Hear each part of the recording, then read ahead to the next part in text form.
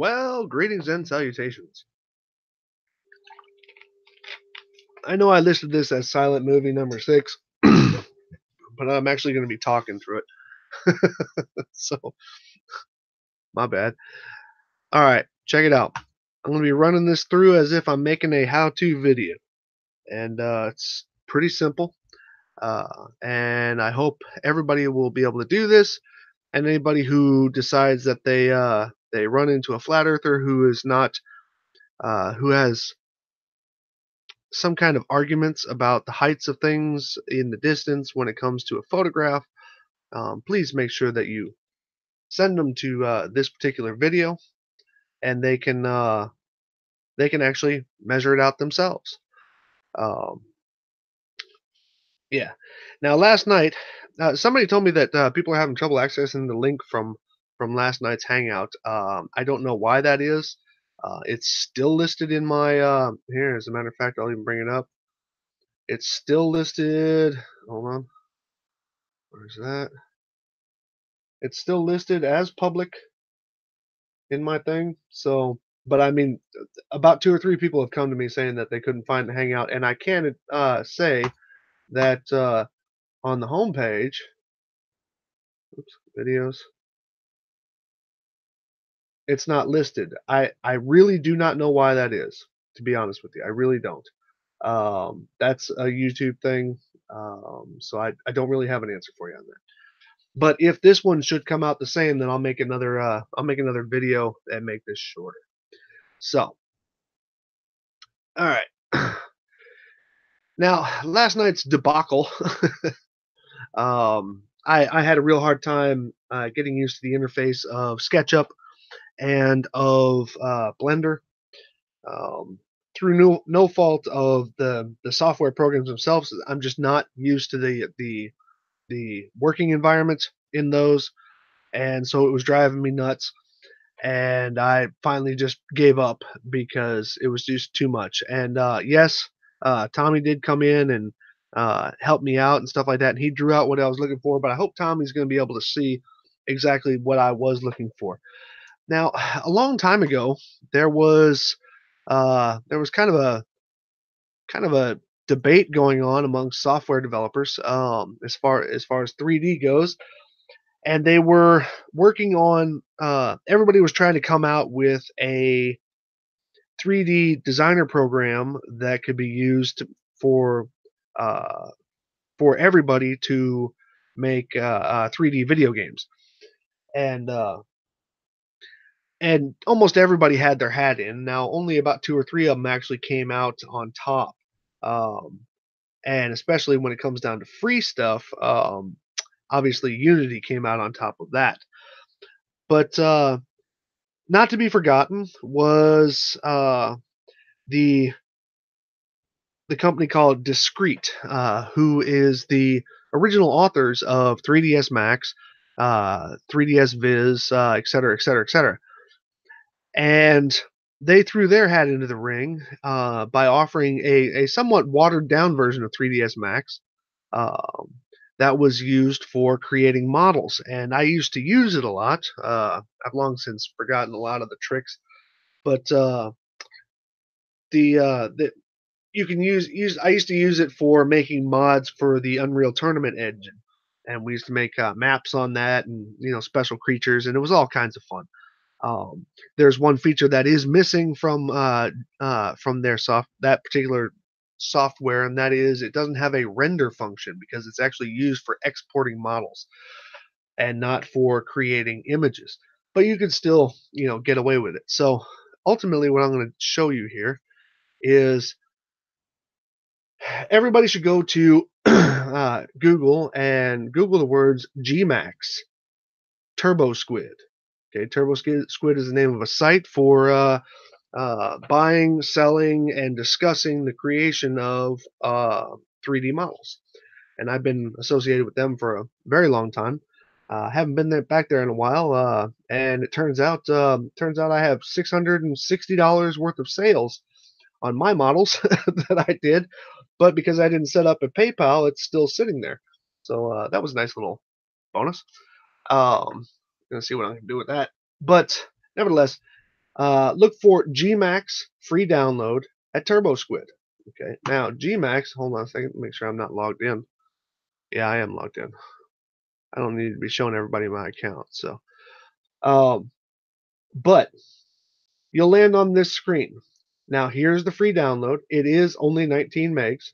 It's not very large. Um, here's all the extra stuff. You know, there's a help file. There's some all kinds of neat stuff in there. But this is the free download. It works in Windows 10. I'm in Windows 10, completely updated right now, even though it was originally written for Windows XP. If you look here at the system requirements, minimum requirements is Windows 2000 or Windows 98. So, and an AMD processor of 300 megahertz or better. Nevertheless, it works just fine right now. And now, you will have to, I'm going to tell you this right now, you will have to make a TurboSquid account. See, TurboSquid, Discrete no longer exists. Like I said, Discrete became Autodesk along with AutoCAD, and they became one larger company. And GMAX, which is the software, just kind of fell by the wayside um, because there were a lot of other companies. It was a hot competition, and a lot of other companies had showed up and were offering also modular modular style game design, similar to what Unity does. And GMAX just kind of fell out of that arena. And plus, there was at one time they were offering GMAX and you had to pay for it, and which pissed off a lot of people. And but GMAX, TurboSquid seems to have acquired the rights to utilize GMAX. Now there is no future support for GMAX. Let me understand that. There's no patches, there's no updates, and all this. There are a couple of various things around in different places, like plugins. I've even heard of a rendering plugin. I have not tried it, and I'm not going to push it. So anyway, you download it. You have to register at TurboSquid, and then inside of your account in TurboSquid, you can request a GMAX key. They will email you that key, and then that key is what you use to register GMAX. You cannot use it without that key. But that's all the more you get. I mean, TurboSquid does not bother you unless you select for different, inform us about this and inform us about that. I can tell you, I've been with TurboSquid for a long time. They haven't bothered me once. So, nevertheless, I downloaded it. Hold on a second here. Um, Custom UI. Oops. Load. I need to go back to the default user interface because I want to show you what it looks like when you first get it. Uh, Customize user interface. Load. Default UI. Open. What? That's not that. Oh, that's toolbars. Silly, silly me. Silly me. Hold on a second. Okay, so default UI. Okay, so when you first get it and you first install it, it comes up and looks like this. Okay, this is what it looks like. Now, I don't know who was smoking what to think that gray and gray lines was a cool idea. I really don't. Some people like it. I personally do not. Now, if you wish to change the colors around, as I normally do because I like a little bit more high contrast, basically what you do is you go into customize, then customize user interface, then you go over here to the colors. Now, there's two things that you really want to change, and number one is in what do you call it? Elements. You want to go into grids, set by intensity, invert, and set this at 230. This is just how I do it. You can keep everything here the way you want it. This is just how I do it. Apply colors now. Okay, and then you turn around and in the same menu you go to viewports and then viewport background. Oops, sorry. You'll get this. And I set this to black. Close. Apply colors now. Okay. Now it's something that a little bit more. Now you can also save that, save it as your own interface, so that it'll open it up that next time. Now this is where I'm at. Now you're confronted with 4 different views, however you want to use them. At the viewports, the titles of the viewports. If you right click them, you get a lot of options, including changing the view, or you can turn on and off the grids and all that other stuff. Just have fun with it. Do whatever you need to do. Okay. And then if you want it just down to one screen, or if you want these screens to be laid out differently, you can move them around. Um, you can do whatever you need to. Or if you just want it down to one screen, way down here at the bottom, whatever one you're selected on, if you hit toggle to min and max, it'll make that one screen the big one. You just go back down there. You can even right click that, and you get all kinds of different options on how you lay it out. And there's a lot of great options.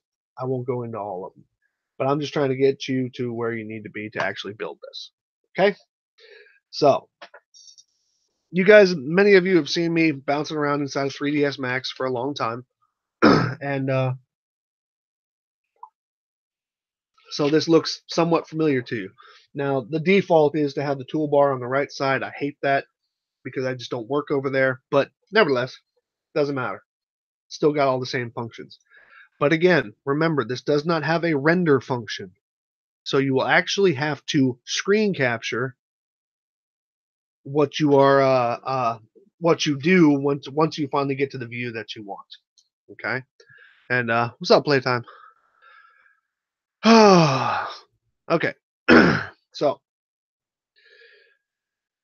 the way I do my tests on earth curvature, on things that you can actually see versus the ones that you can't see. George has got a great site out. There's a whole bunch of great sites out there that show this kind of stuff, but obviously there is a distrust in this. So I just want to make sure that you know how to build this yourself to test it perfectly. Okay. Now, mind you, there is no refraction button here, but there is also no fake the glow button. So, and no, I'm not going to push N, so everybody can kiss my ass on that from yesterday. For those who know what I'm talking about. All right.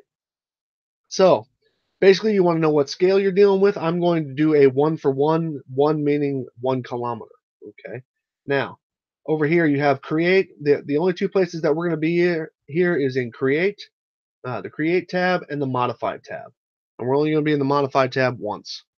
Okay. Like I said, you can explore all the rest of this stuff if you want to. I'm just showing you how to do this. Okay, so what you want to do is you want to select on a box. We're going to be making a box. The box is going to be your track. It's going to be your ground. Okay. Push and hold the button. Now, the size that you make it right here is not important because you can go right in and go into the very much finer details of what size you want it to be. Okay, so you click and hold. That'll do the side facing you. Then you let go, and if you look over on the right side there, you see a value is still changing. Okay, that's because you are now setting the depth. You don't have to go into detail of it where you are right now. And I have my finger off the mouse button, but now you hit the mouse button one more time, and that sets it. Okay, so now you have, this is the orbit function down here to orbit your view. Okay, I made a box. Well, big long rectangle. Now, that's all it is. There's nothing more confusing than that. Now that I'm selected on it, I go into the modify. Actually, we're going to go into modify a couple of times. I'm sorry about that. Now, what you want to do is, like I said, we're making the ground. So first thing you want, obviously the largest of these is going to be the width, which is going to be the length of the track. Now, I want this to be 111 kilometers. Okay. Now the length from the direction that I did it, the length is actually the height. I want that to be 0.5 kilometers, okay, 500 meters.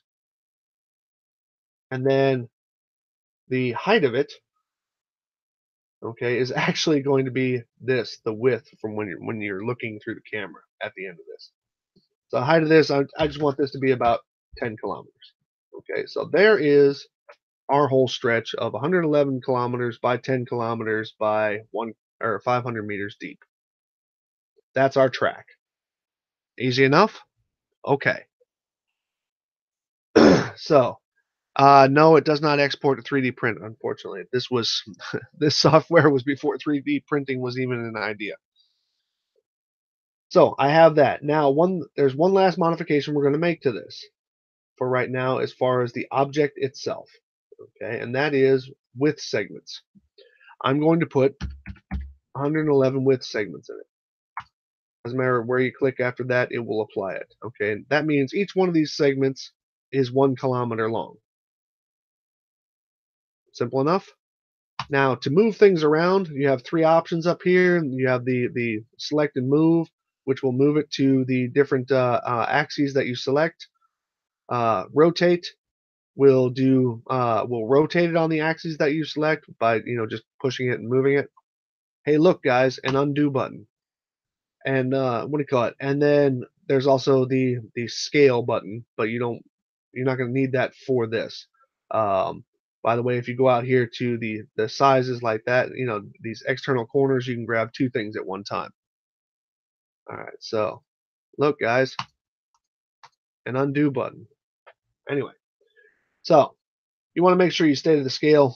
Don't go into scaling things larger or smaller because this will retain its numbers without actually changing its size. That's a little bit annoying. So I have my track, and in a minute I'm actually going to copy that and make two of them. Now, second thing that you're going to do, like I said, right click up here to select your views. Okay, I want to make sure that I have this all the way down so that the surface is on the grid line. Why? Just because. No real reason, it just makes it easier to look at. Okay, so here's my deal. Now, the second object you're going to create is a camera. Don't worry about lights, we're not going to use them. You can mess with them, like I said, at your will. Now you want a camera standard target. Okay. Now you are going to push and hold, and you're going to have a camera, obviously, and then right click when you're done. You're going to have a camera, and then its target. In other words, that camera remains stationary. You can move the target around at will. Okay. So that we are going to worry about also later when it comes down to actually setting your view height from whoever it is that is doing this. Now, what we're going to do, I'm going to use as an example the hotly disputed stuff from Miles Davis. Okay, these are the objects that we are going to put in. Now, we are not going to use this to actually build out, you can if you want to build out each individual item of the bridge and the actual contours of the mountains. We're not going to be doing that. Okay, this is just to get height references. Height references and obstruction references. That's all it's here to do. That is literally all it's here to do. Okay. Now, if you want to go into that much depth, have at it. Okay, you'll have a lot of fun doing it, and it's pretty intense work. So what I'm going to do is I have 1, 2, 3, 4, 5 mountains, and then one bridge. Okay, simple enough. 5 mountains, one bridge. And we're going to be able to put these things out at their exact dimensions and distances. You'll see that in a second.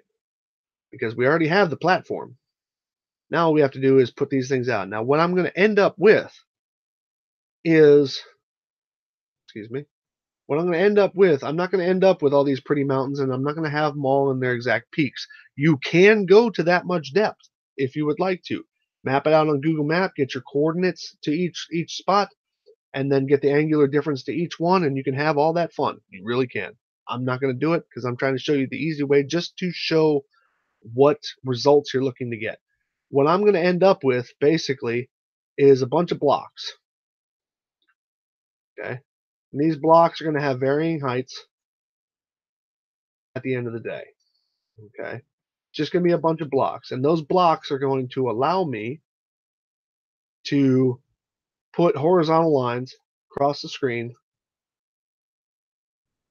so that those heights can be compared to what we see in the image. Okay, they're not going to be sitting exactly where these mountains are. Okay, I'm not going to go into that much detail because I don't want to lose anybody on this, but I can. So that's what we're going to end up with. But when we do the screen capture, it will not be to this exact size aspect. So what we're going to actually have to do is we'll just shrink it and shrink it in size. The end result image, we'll shrink it in size until we get to the heights that match something that we can measure, which in this case is going to be this pole. Okay, this pole, as stated, is 210 meters. So, and we will put in the camera at 210 meters. Everybody understand where we're going with this? Cool. So, first ones. Well, first thing I'm going to show you is all we're going to do is make block analogs. That's all we're going to do. So go back here to the create, then hit shape or geometry and box. You can also go into splines and use lines, but I'm just going to do blocks here because this is the easiest way to do it. Okay, now just make yourself kind of a dummy. You know, just kind of an object there. Same way. Click and hold to get the front face, and then drag down a little bit, and then tap one more time to get the depth on it. Okay. What that just created was another box. Now I'm going to modify this box. First, I'm going to take the 111 segments out of it because that's stupid. I'm just going to put 2. In fact, I'm going to put 2 in all. You'll see what that does. All that does is put crosses in it. Okay. You can increase the amount if you want to. You can even increase the amount to, let's say, in tens of the height if you want to do the actual measurements of hidden height. But we're not going to do that at the moment. We're just doing size relation. Okay, so I got one block. Since I'm going to be modifying them all, I need a total of 1, 2, 3, 4, 5, and then the bridge, so 6. I need 6 objects. So there's one. Now the way you do this is select on the axis that you want to move it and hit shift before you actually move it. And what that'll do is that'll copy it. 2, 3, shift, 4, shift, 5, and one's going to be the bridge is going to be up front, so I'll do it that way. 6 objects. I'm going to be modeling 6 object heights for you. All right. Now, if you want to name these things, because this one, in this case, I have, I got 6 things I got to do, so it would be better if I didn't get lost on it. You can screen capture these numbers. I'm going to go ahead and just have them over on the other screen so they're not constantly in my way. Okay, so what I'm going to do, obviously the longest portion here is length. So length is going to be my altitudes. Okay. And then if you want to change the name of each individual object, you just select up here in this text area where it most likely says box something, and then you can give it a name. So I'm going to give these names. I'm going to call these MEI, which is the first mountain, and Earl, EARL, and then Dun, and then let's see, Care, CAIR, okay, and then Stron, STRON, okay, and then this is going to be Bridge. Okay, so let's get my heights together here. Height of Michael bin is 570 meters. Now I'm at one whole unit is 1 kilometer, so I need to put 0.57. Got it? Okay, and then the next one is Earl, and that is 0.578, 578 meters. 0.578. I'm going off the numbers that he's got written here. I honestly have not checked these numbers yet, so we'll see what happens. Let's see if he's right. Let's see. Dunbrock is 540, so 0.540. Karanach is 413, so 0.413. And then Stroned is 511. 511. 0.511. Okay, now the bridge was, what was it?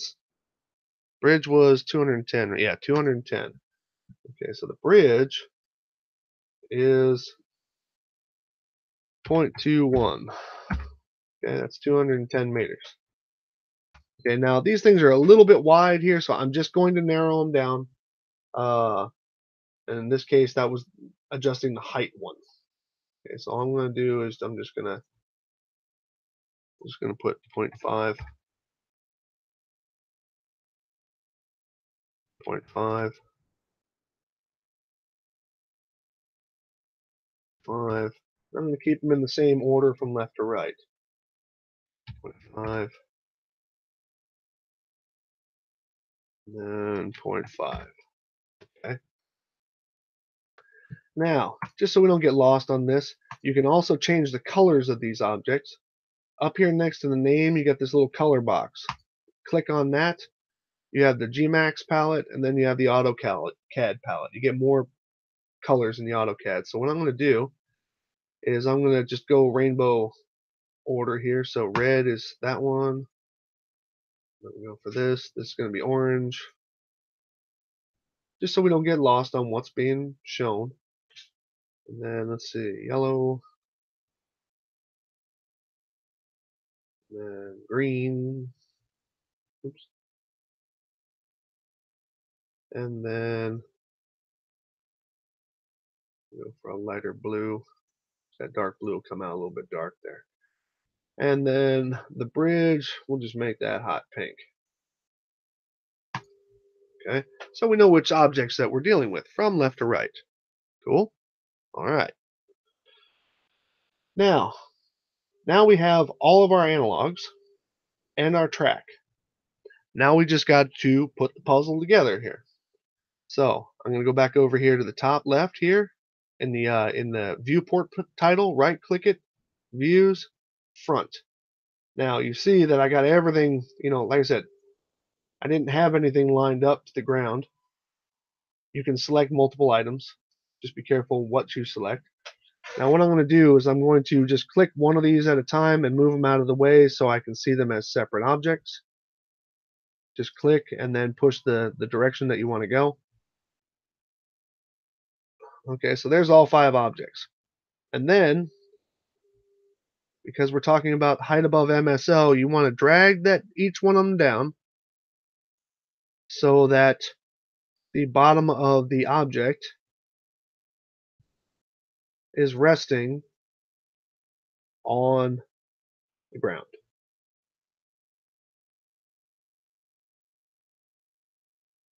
Okay, there's all 5 of my objects. Like I said, I don't have the distances down yet, so don't argue with me yet about which direction they are, left or right here. Okay, you can use your mouse to scroll out, and it'll scroll in, it'll zoom in where your mouse is. Okay, so we'll get the bridge.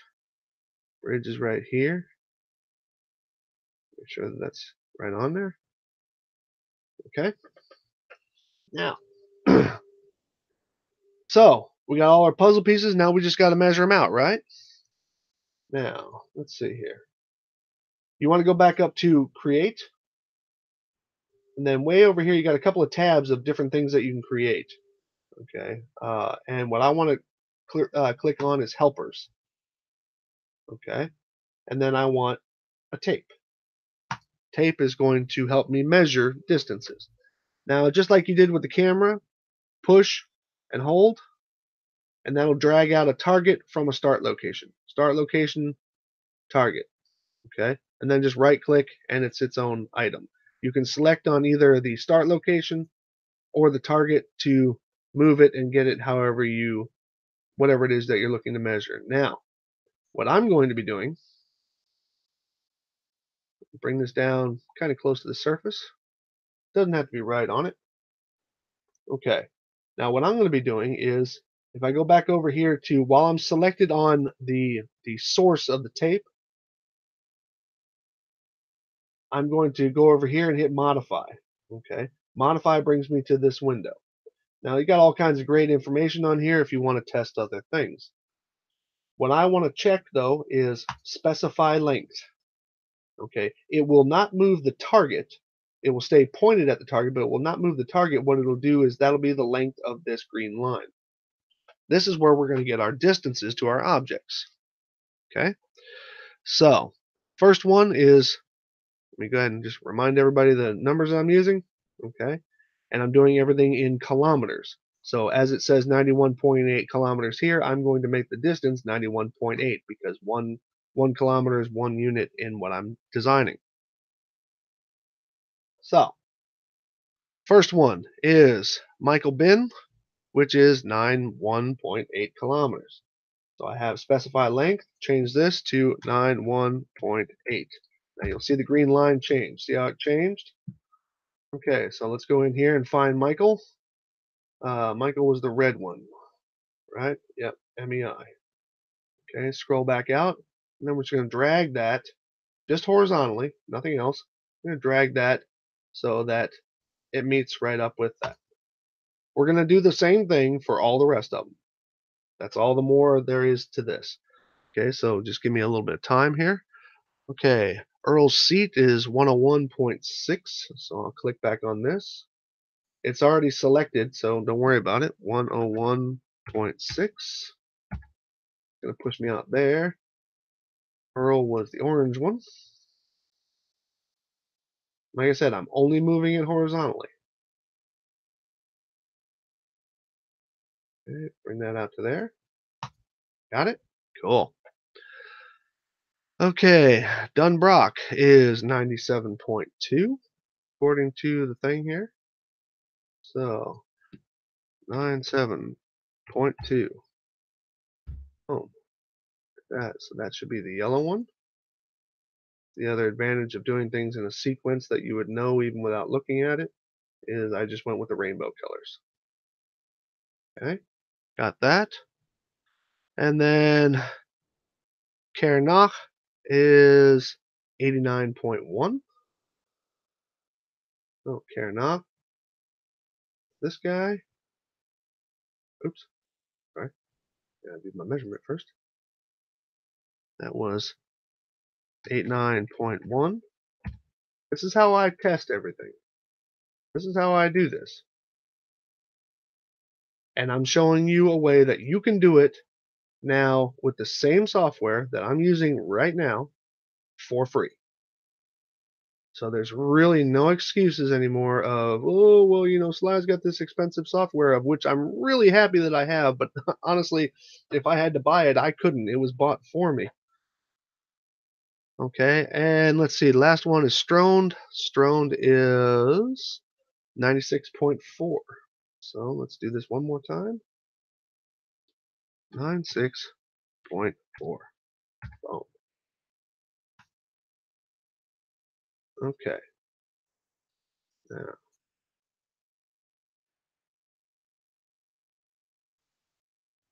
these are all the distances of these mountains from the point of origin. Now, can somebody please type up for me into the chat, because I noticed after I got the screen caps that I forgot to get um, what was Miles' distance to the bridge from his observation point? Does anybody know? Anybody got that offhand? If not, I gotta go listen and look it up.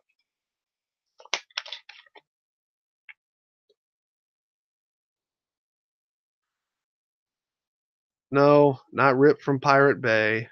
It was actually bought for me because uh, I knew how to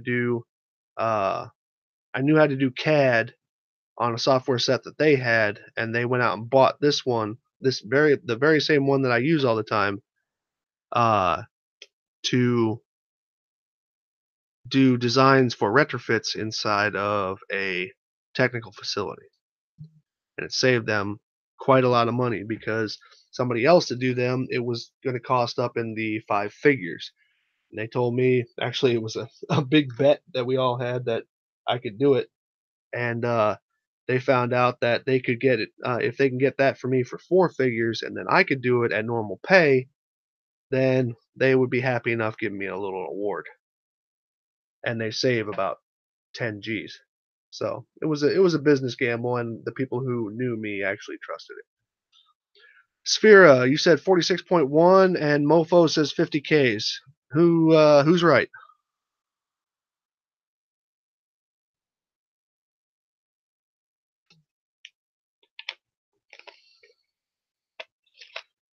Yeah, and Ola, you should see the way they're doing it now. They're doing it now with subscriptions, and those monies are just fucking crazy. 300 birds? No, I don't have a bird's measurement here, but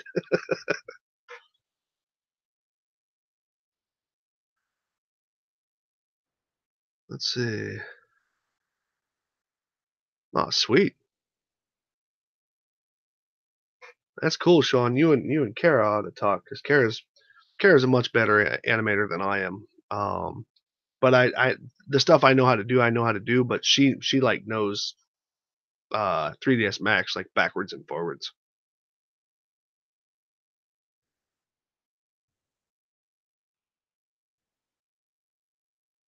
Poor you only earns four-figure sums. Yeah, per month though. It's not bad.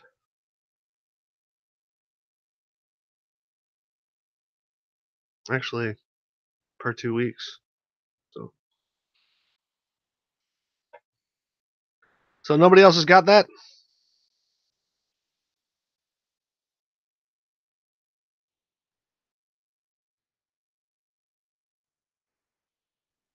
Yeah, the monthly sub is 185, but that's there's different versions.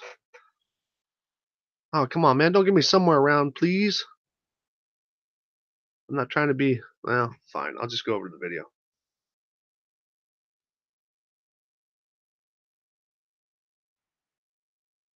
Yeah, I started in 3D Viz, uh Sean. All right. Let me go ahead and find this damn video.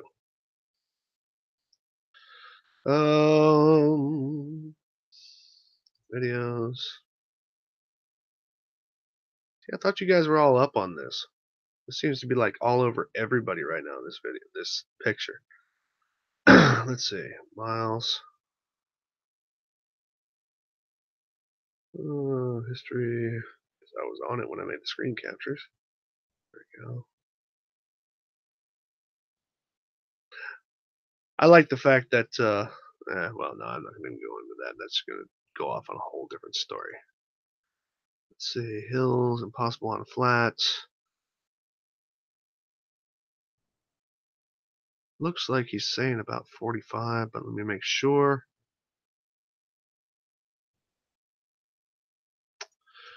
Oh, damn it.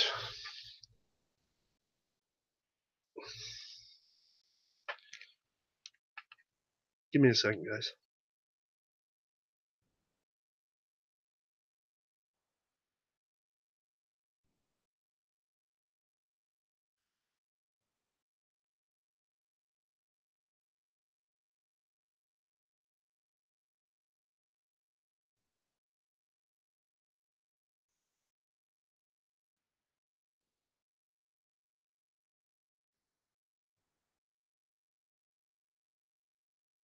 Okay, hold on.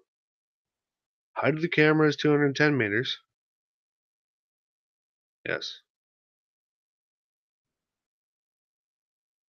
The bridge tower height, yeah, okay, is 200, 210, yeah. 46.5?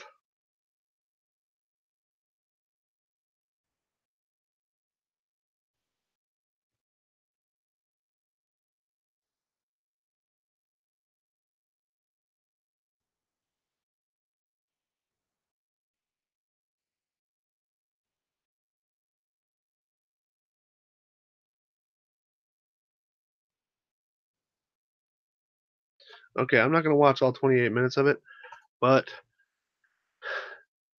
Alan Lauer, yes, I'm going to out you,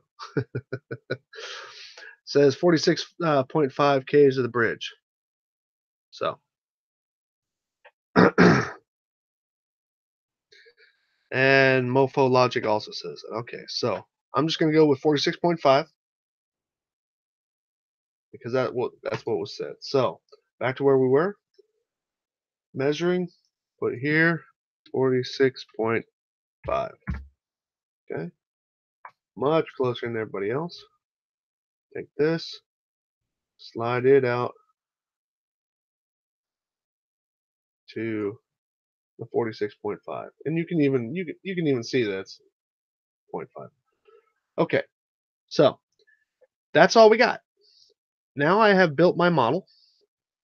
Now what I'm going to do is I don't need this anymore, so I select on it and hit delete. Now I'm going to change my view. I'm going to rotate around to the left here.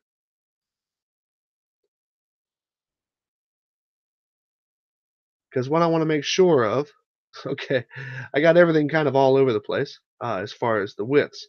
Now what we do know is that 3 of the objects are on the left side of the highest tower, and 2 of the objects are on the right.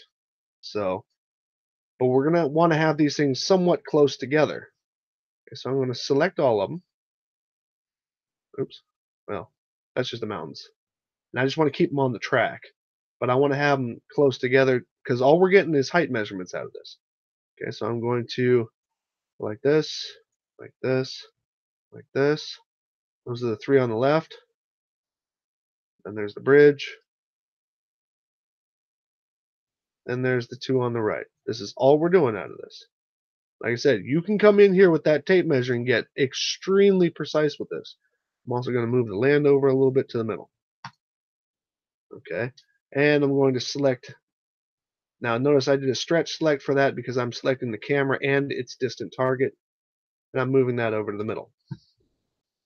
So, views, back over to front view. Okay, now we have our model. This is actually, if you go into orbit view, this is what it looks like. That's our model of the Miles Davis. Okay, that's our model. So,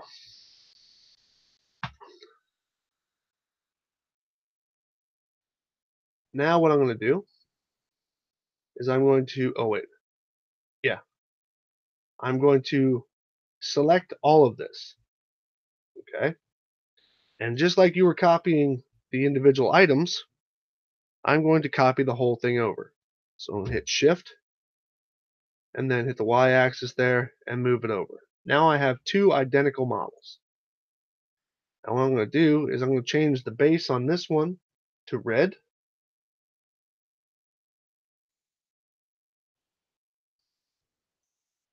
Actually, I'm going to change it to a darker red because I have a red object out there. So a darker red. And then this one, I'm going to change to a darker blue. Okay. The red one is going to be the one that I do not bend. I do not put curvature on. The blue one is going to be the one that I put curvature on. Cool. Now, it was actually a little bit silly of me to pull the camera over here, and I'll show you why in a second. So we only have one camera at the moment. Okay, so now back from the left view again. Okay, here you see the 2 identical models. Now what I'm going to do is I'm going to select everything in the blue model. Select everything in it. I got rid of the camera so I didn't have to needle point that. But select everything in it, make it a group. Group, we're going to call it curved. That's not going to change anything about it other than group it all together. So when I select one of them, it selects all of them. Okay. Now I'm going to select the camera and its distant target, shift, move it back over. Now we're good there. Now I have these 2 cameras here. One of them I'm going to name curve cam,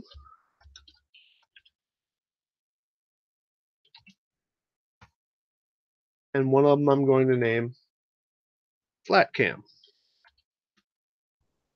Cool. Easy enough. Like I said, you follow all these steps just in the direction I'm doing them. You can do this with any model, any photograph. Now all that's left to do is get the height down. So I'm going to, this says it's 210 meters, right? Now I'm in orthographic view unless I decide to go into, where's that? Unless I decide to go into either camera view or perspective view. Okay, yes, you can go into perspective view and just kind of wander around. All right, see all that? That way you get some depth of field to it. I'll show you how to turn the grids off also, but anyway, we'll go back into orthographic view from the left. Now what I'm going to do is I'm going to go over here to object, or create, helper, tape again. I'm going to just shoot one straight up here because we're going to be changing the length of it anyway. And this one is now both of these cameras are 210 meters off the surface. So specified length 0.210. That's 210 meters. Okay. Now, excuse me. What I want to do, now you can move this around just to get it into its place.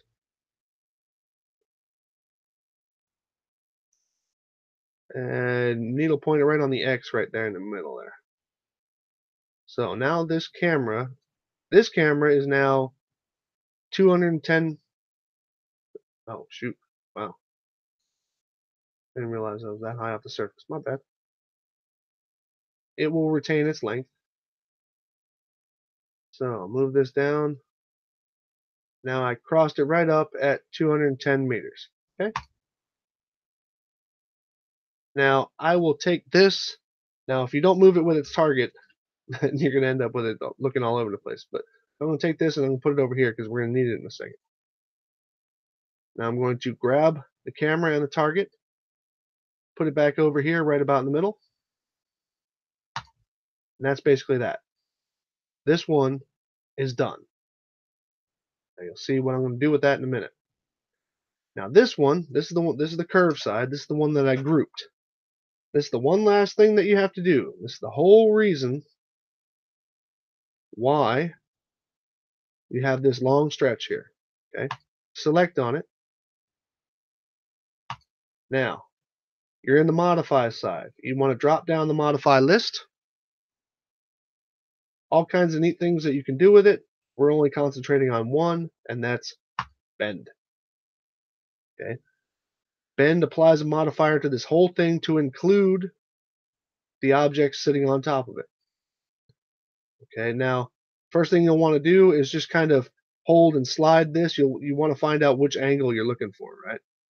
Now I always like to just kind of push it up to like 30 or something, and push these buttons until I find, the X, Y, and Z until I find out which one is bending in the direction I want it to.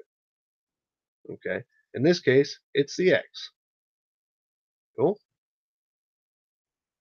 As you can see, it just put a massive bend. Actually, let me go over here and go to front view so it doesn't look all wonky. Okay, see this? Now I'm adjusting the angle that it's bending. Okay, that's all I'm doing. So we want to bend this to 1 degree because 111 kilometers is 1 degree. And that's it. Now I grab, this was the, anything you draw will default to the center. So I'm going to grab that tape measure that I was using a little while ago to get the height off of this. Now what's going to happen is the sides, the left and right side, or the distant and near side, whichever you want to say it, have sunk, because they call that drop. And So what you got to do is you got to get a little bit fun with it to line it up to the surface of the blue line. How close am I? Oh wow, I'm pretty damn close. Okay. So then you grab the curve cam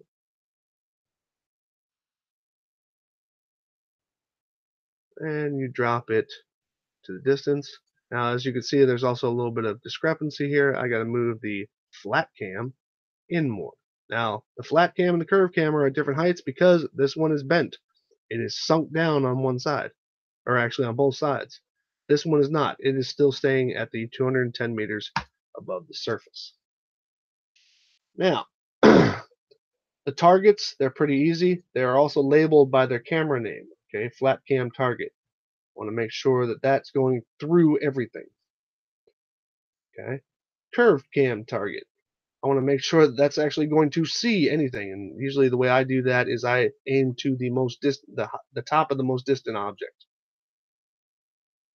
It's just the way you look. Okay. So now I have both of these. That's all I have to do now is change the view. Okay. First of all, to flat cam. Flat cam looks like this. Now to zoom in, you can either select on it when you were in the viewport before, or you can actually just pull up the item list, and I am going to pick flat cam, not flat cam target, but just flat cam. Hit select.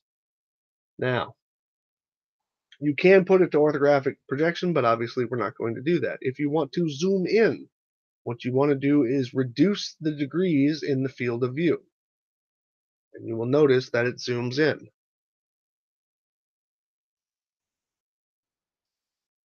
Now remember, I am identical height to this object. Okay, now what I need to find out real quick here before I hope I don't have to go into materials. Let's see, smooth and highlights. Cool. Smooth and highlights. That right there is going to show you. I wonder if I can put a light in. But anyway, that right there is going to show you the height relationships of all five items. Like I said, they are not going to be next to each other. And let me go ahead and zoom in a little bit further. Flat cam. Select. Oops. I'll zoom in a little bit further. Notice the object relationships do not change. Nothing gets in front of each other, nothing gets in back of each other, and no heights change. Okay. Now, like I said, this is the unfortunate handicap of using GMAX. GMAX does not have a render function. But if you have something as wonderful as PowerPoint, then all you have to do is just hit on your keyboard the print screen button. And then over here, you right click, hit picture. Now you have the printed screen. Then you hit crop, and you just crop it to the image. Now, any flat earther who does not do this, I will not listen to their height relationship arguments until they do. Now, I'm doing this very slow and drawn out. As you guys saw last night, I can knock one of these out in literally minutes. Okay, so that is. I want to make sure I label it correctly. Oops. I want to make sure I label it correctly. This is flat cam. And I gotta make sure I put it in white. Okay, this is flat cam. Cool. Now, what I'm gonna do is change my view to the curve cam. And do the same thing. I'm going to select on the curve cam and zoom in.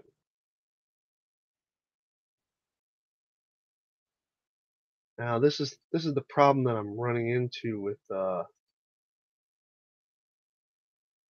this setup, or with the lack of materials, is that the horizon is actually on all of these, but not on that one. And that's bothering me a little bit here.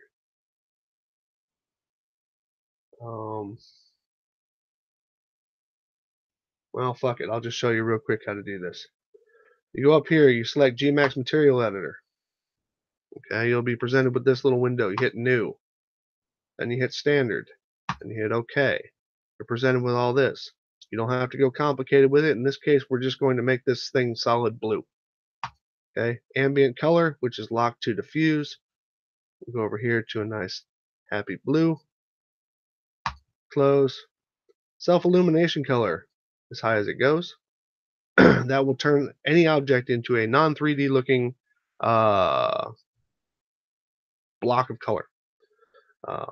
Obviously only to the extent of the 3D object itself. And then hit, now if I'm not selected on it, you'll notice the apply goes away, but if I am selected on it, which is the base of this, then I hit apply, and all of a sudden now, check it out. Oh, great. Oh,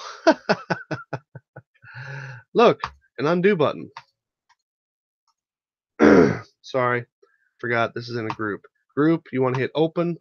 That actually opens up the group to its individual items. Now I'm going to select the ground and not the rest of the things. Go into GMAX material navigation. You'll see the ones that you've created. I'll double click it. I'll hit apply. There. And then group. Oh wait, you have to be selected on it. Group. Close. Okay. This is where the horizon is. Okay. Cool. That's all there is to it. Now I'm going to zoom in just a little bit more to get a better spread on this. Curve cam. Modify. Okay. So I'm going to hit print screen. Go back over here. This. Crop. Because this is what research looks like. Crop this in again, like this. There's a reason why I labeled these. One that says flat cam, and this one's going to say curve cam, obviously.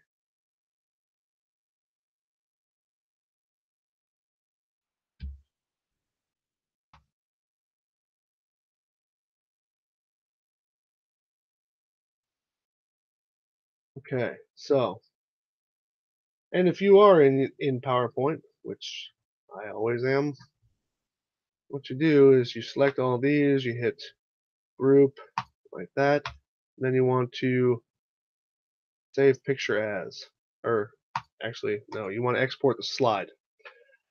Reason why is because you want to be able to make this transparent. You won't be able to make this transparent later. So, file, excuse me. Let's see, file, save as, computer. We'll just go for desktop, new folder, GMAX.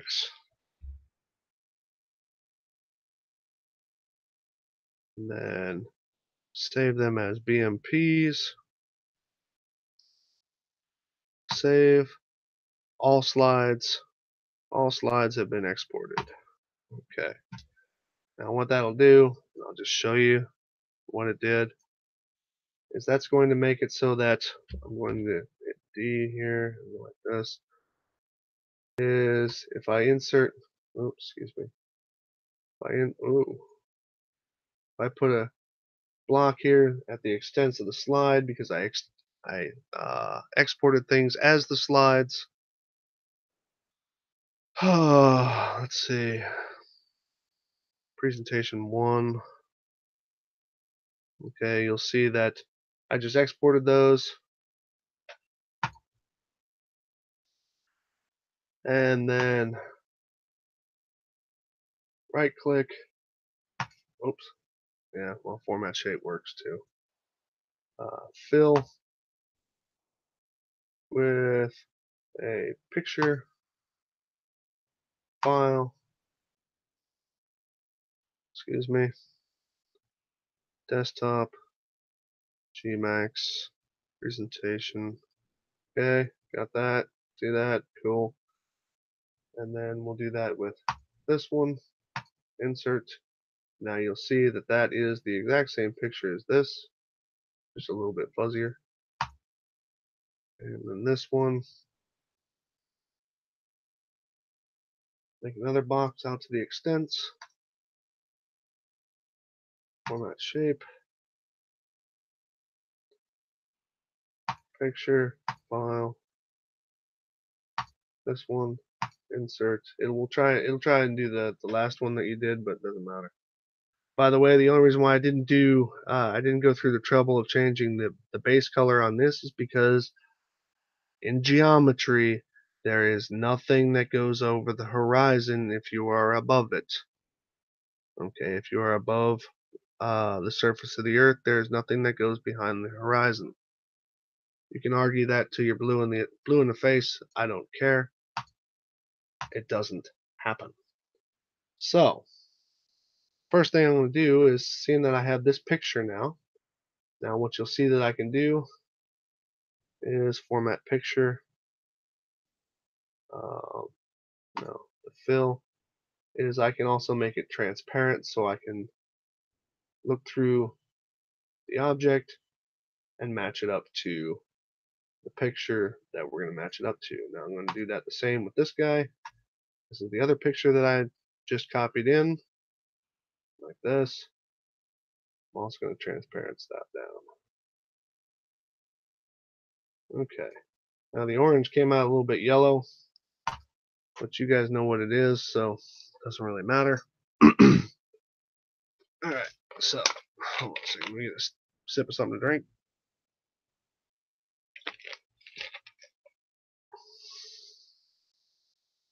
So what I'm going to do is copy this. Now the one thing that we know in this photograph, oh wait, this one. The one thing that we do know in this photograph that we can see all of is this entire post right here. You can see it all the way down to the water. Okay, that is this pink guy here.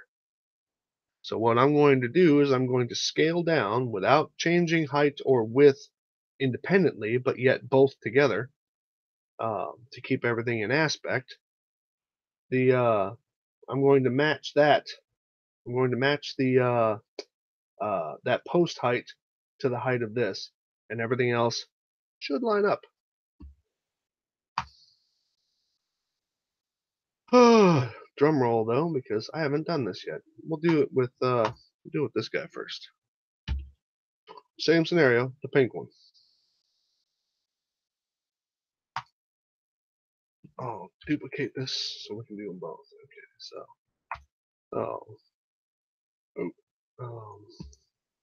Control V.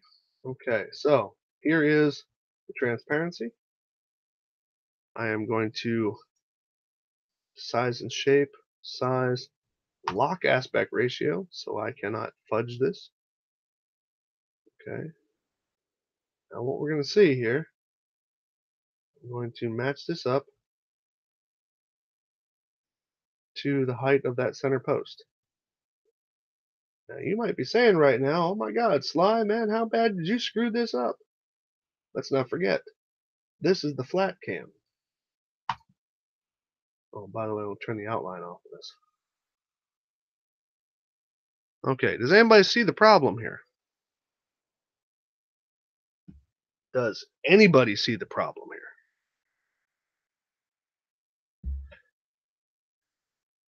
So, that would mean this guy, shape outline. I'm just going to do these all in red, shape fill, no fill. Okay, this guy is supposed to be that high. I'll try and end them right on the lines of what they're supposedly measuring. Okay, so orange guy. Oh man, turn that damn grid shit off.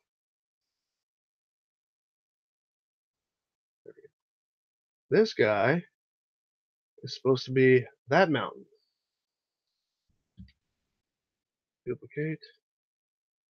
This guy is supposed to be that mountain. Okay. Anybody seeing the problem here?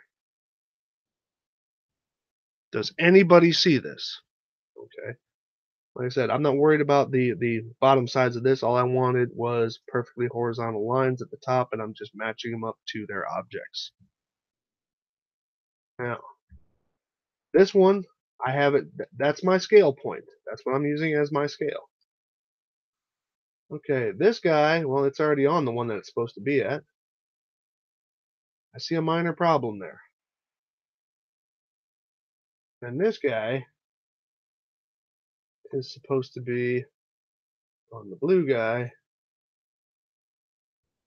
Are you seeing the issue yet? Yes, the mountain isn't orange.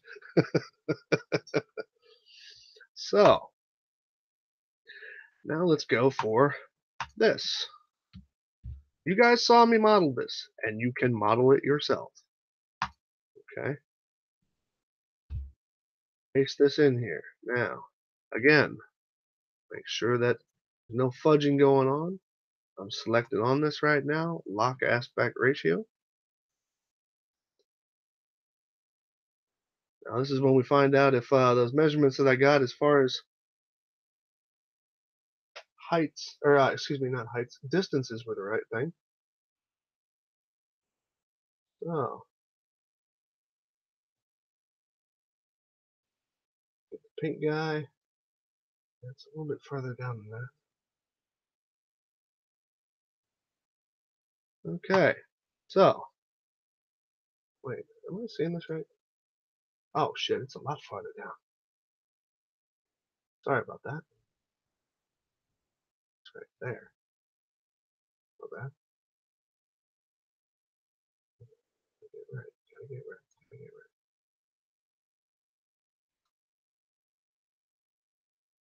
right. Oh, stop locking the damn edge.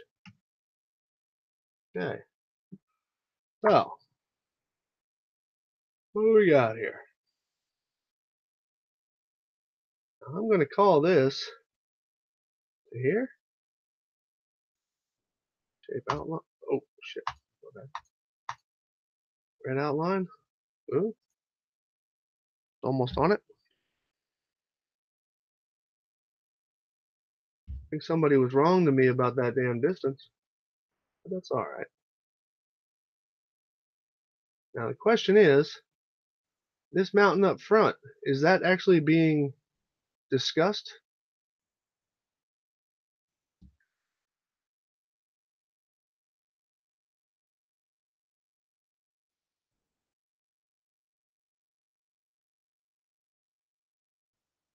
Because when I did this last night with, what's his name, this was dead on.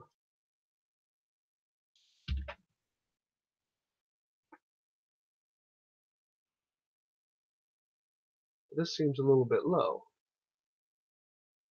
And with this seeming a little bit low, that tells me that my distance is, what would that mean? Distance in that sense would be I am to, my model is too far? No, my model's too, I think that means my model's too far. So that distance doesn't sound right.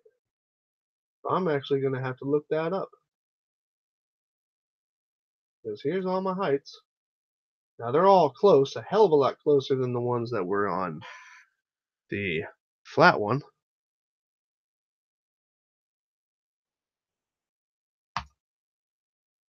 Okay, hell of a lot closer, by the way. But I think what it is I am, my distance to the bridge, because like I said, I didn't know what the distance was. Hold on, let me point this out here. Hold on a second. Because I got to know that I'm doing the right thing here.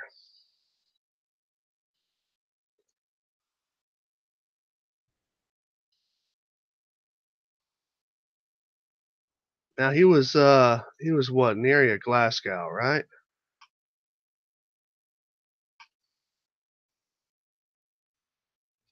There's the two bridges.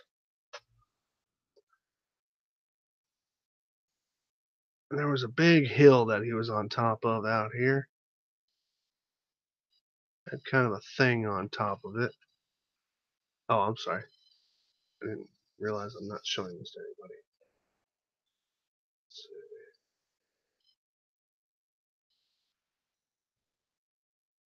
This was the hill. There's like a pylon on top of it. Is this the hill?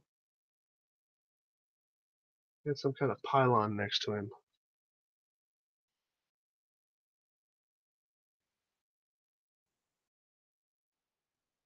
Ebby was in the chat. Did he find his 45-degree moon?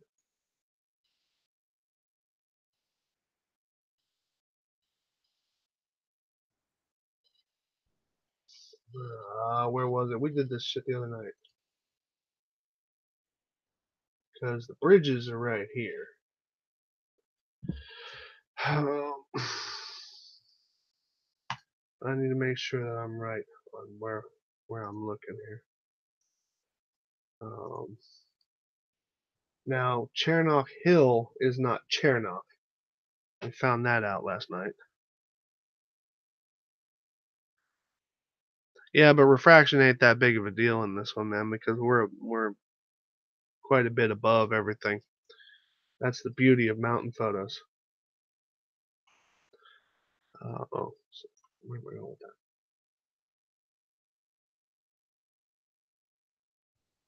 Tell you what, I'm going to pull up which one's closest to an object that I can actually point out. Let me go ahead and do this.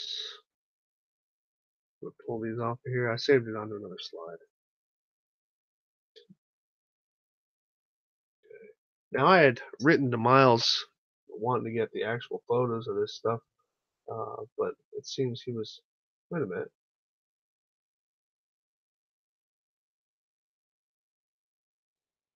I'm not deep enough on this, am I?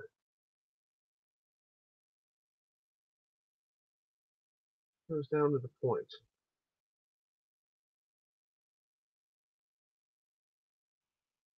I wonder if I put it on this. Yeah, but I'm only gonna see the one mountain. Hold on. Okay. There's that. There's a house. Water goes off to the right.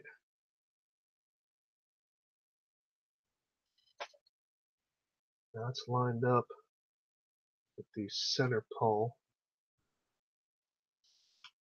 Amazing how accurate fucking Google Earth is. There's the center pole.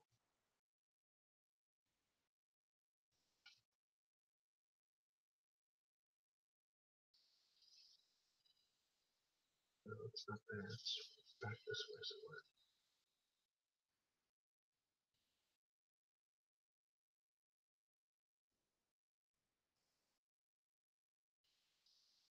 Would that be it? No, it's not up on top of the hill.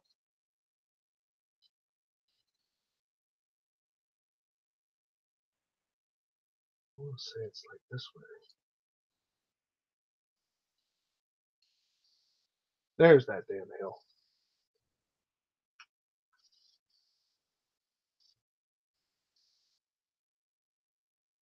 There's like a little geoid fucking thing up on top of it.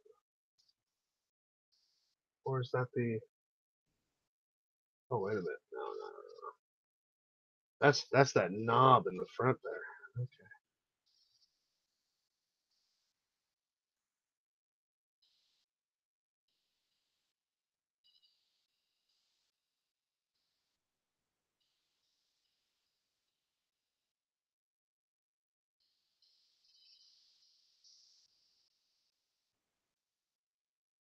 Well, that's probably too far though. Alright, where's that knob that I just went over? That knob is in the picture. Here's that knob.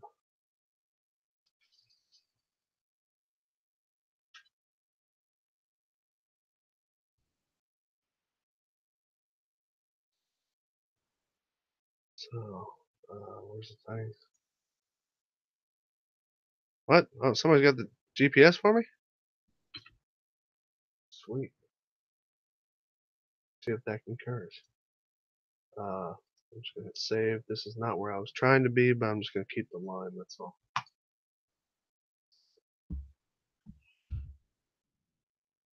Alright.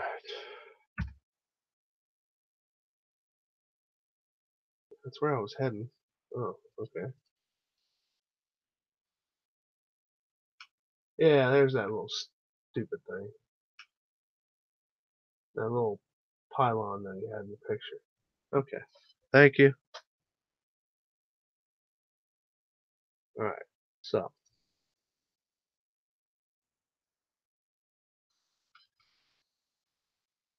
which means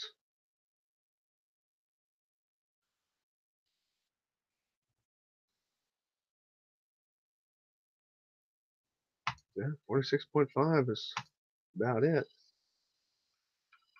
So the question is,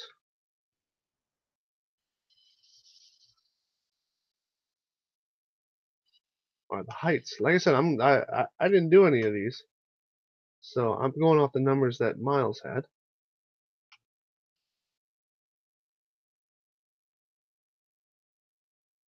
I can see the bridge. Um, options. Yeah, this stupid feet shit. Meters.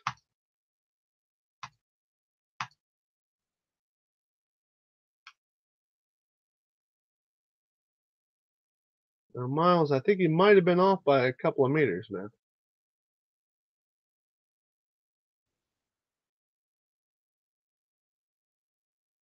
But even then, you can't even really know because there's that whole 30 thing. All right, well, here's the thing. I'm going off the distances and heights that were provided by Miles. Nice to see you. Okay, so here's what I ended up with here, Miles.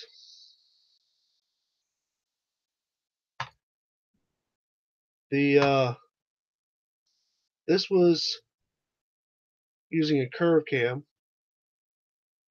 I modeled out. This was using flat cam. Now, obviously, the flat cam is wrong. I'm sorry. Obviously, the measurements on the flat cam are wrong. Let me say that one more time. Obviously, the ones on the flat cam are wrong. So, let me show you by how much. Okay, now this block, because you can see all of it in this demonstration, there's no obstructions to it. Okay. This block is 570 meters. To get down to here, it would have to be 250 meters shorter. No, actually almost about 300 meters shorter, okay, to get down to there. Now, at Earl's Seat, this block is 578 meters. A little less than 300 meters would have to go down.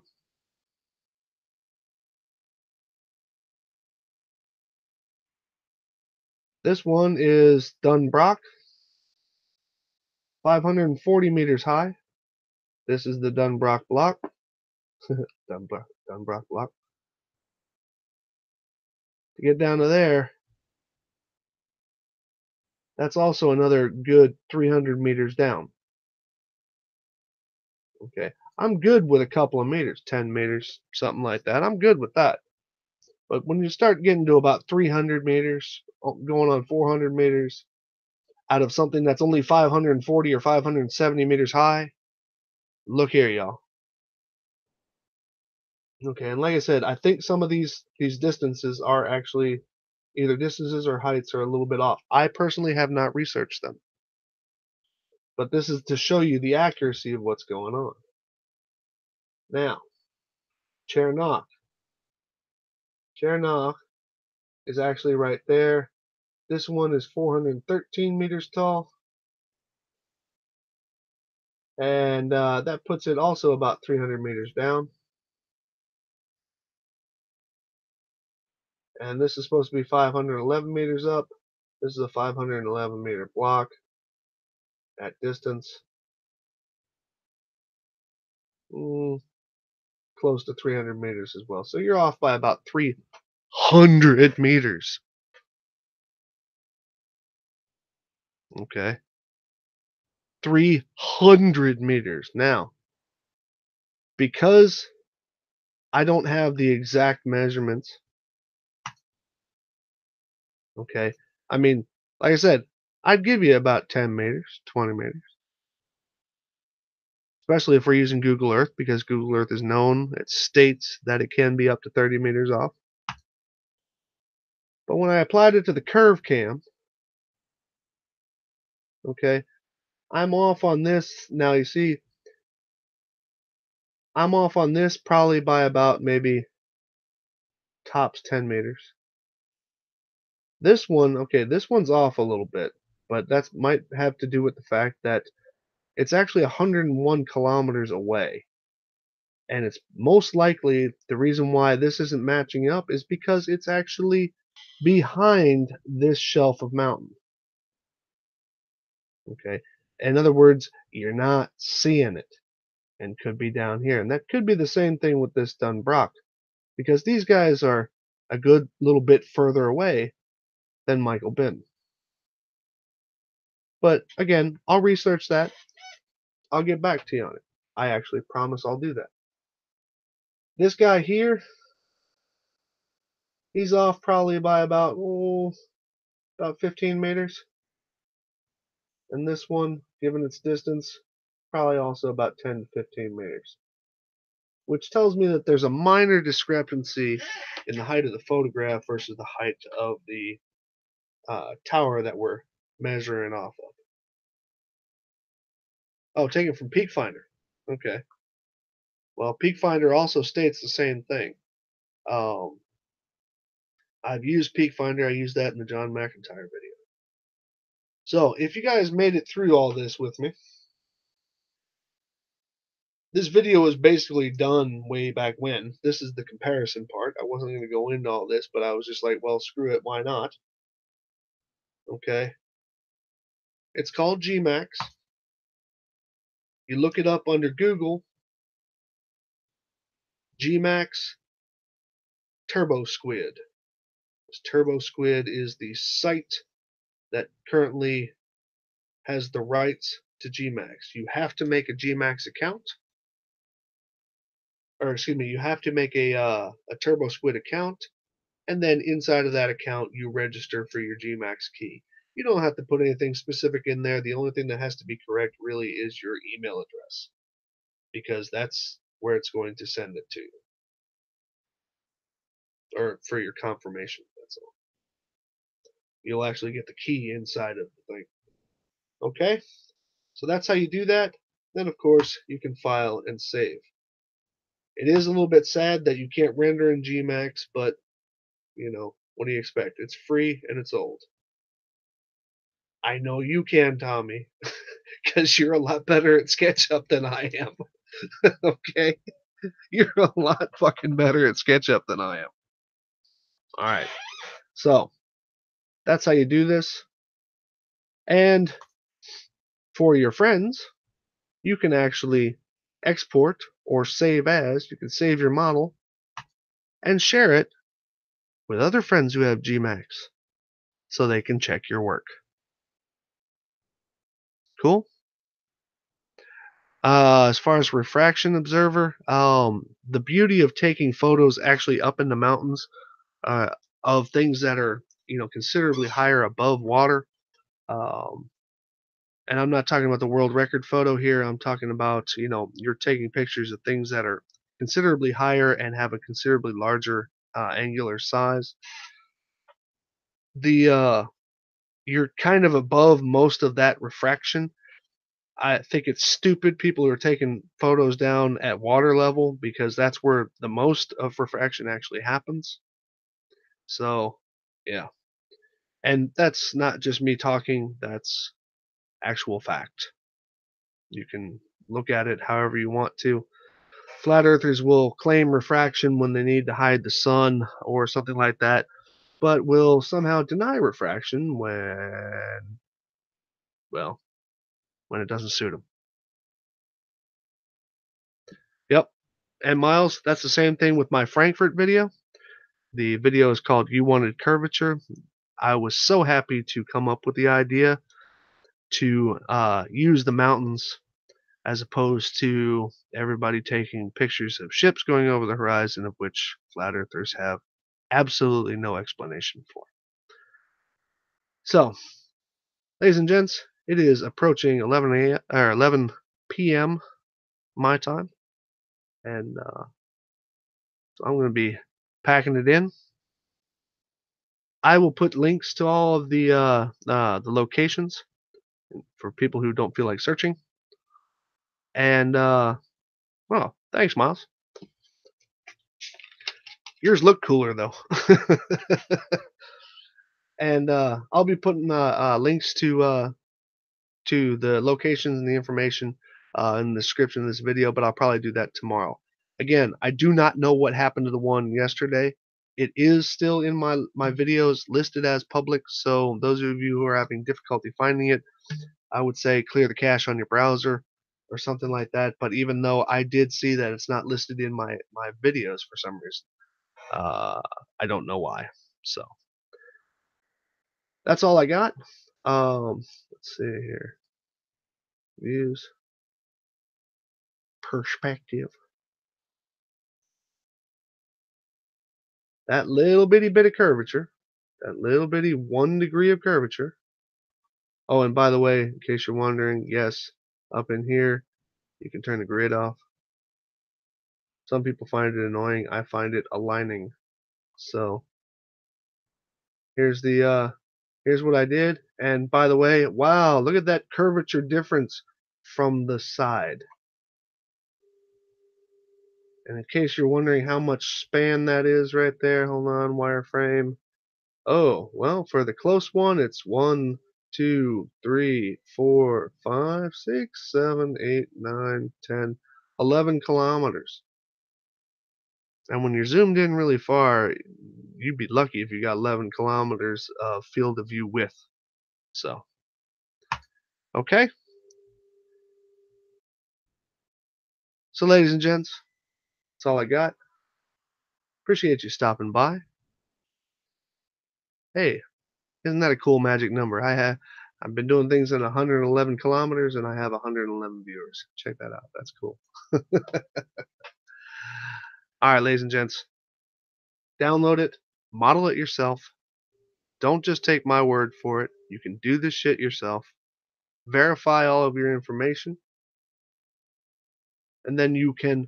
Don't say, I'm not going to tell you decide for yourself. See it for yourself. Hold on a second. I have a question. Is it that because of the dual nature of light particles and waves, refraction bigger, closer service? I am not the person who would give you that solid of an answer on that, but Adam, sorry. There's a lot of factors that play into that. Even Snell's law doesn't cover it completely. Snell's law basically gives you uh, real good solid guidelines on the things that do make it happen. But as far as that, I couldn't. Your direct question, I couldn't tell you. So, okay, ladies and gents, y'all have yourselves a nice night.